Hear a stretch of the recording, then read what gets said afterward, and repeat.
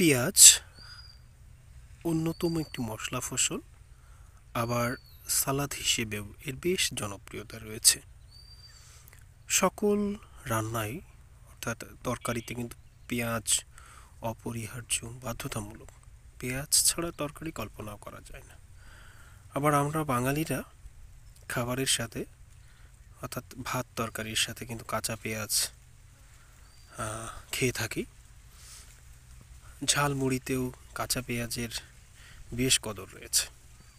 বাংলাদেশে সব অঞ্চলেই প্রায় আমাদের পেঁয়াজ চাষ হয়। আবার চাহিদা পূরণ করতে বাইরের দেশগুলো থেকেও প্রতি বছর কিছু কিছু পেঁয়াজ কিন্তু আমদানি করা হয়।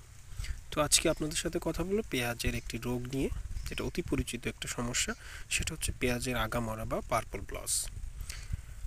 পার্পল ব্লস রোগ প্রতিরোধের জন্য অবশ্যই রোগ মুক্ত বীজ সংগ্রহ করতে হবে, যাতে কোনো রোগ জীবাণু না থাকে, এবং বীজ বপনের আগে বীজ শোধন করে নিতে হবে এবং পরিষ্কার পরিচ্ছন্ন চাষাবাদ করতে হবে।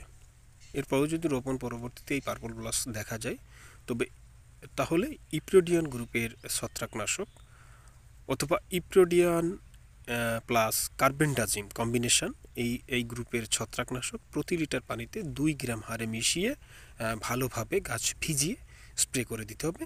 আশা করা যায় যে এতে করে এই সমস্যার সমাধান হয়ে যাবে।